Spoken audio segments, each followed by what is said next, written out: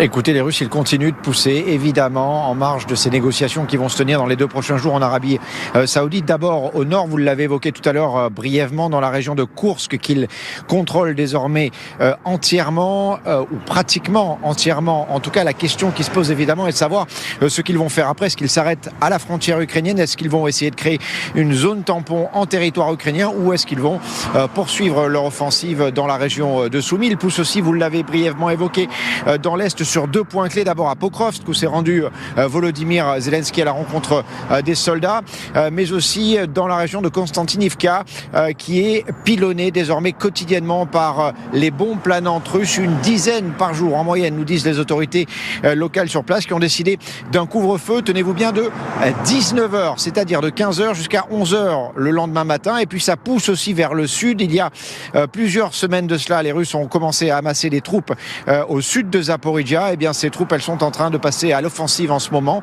Zaporijjia, d'ailleurs, visé aussi côté civil cette nuit. Au moins 3 personnes sont mortes, une douzaine a été blessée. Sur l'ensemble du territoire ukrainien, ce sont ces dernières heures 179 drones russes qui ont été lancés. Merci beaucoup Thomas Misraki avec Vincent Wartner. On va justement faire un point avec les cartes, avec vous Général Chovancy, pour comprendre comment les Russes ont avancé aussi vite. Si on refait le fil de ces derniers jours, le 7 mars, regardez toutes les terres que les Ukrainiens avaient réussi à conquérir autour de cette ville de Soudja.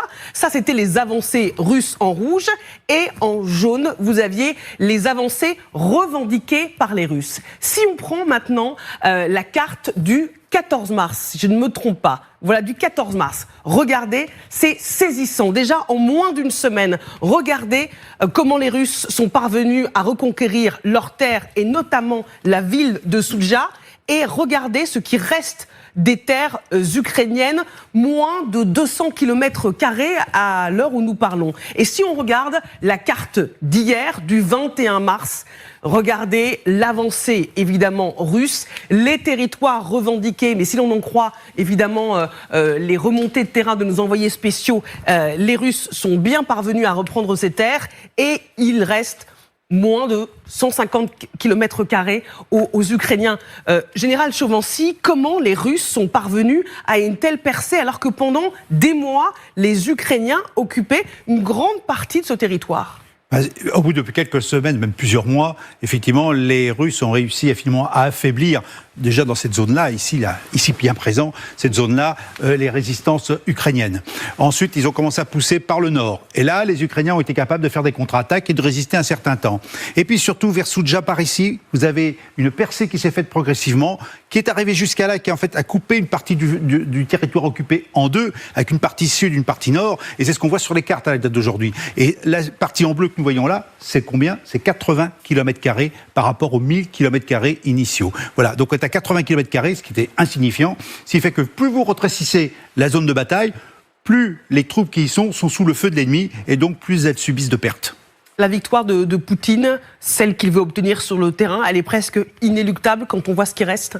Je vois mal aujourd'hui comment les Ukrainiens pourraient reprendre ce terrain, sachant que si on fait le bilan des pertes qui a été rappelé par Forbes il y a 2 jours, vous avez quand même de part et d'autre des pertes équilibrées, malgré tout ce qui s'est passé pendant le reste de la guerre.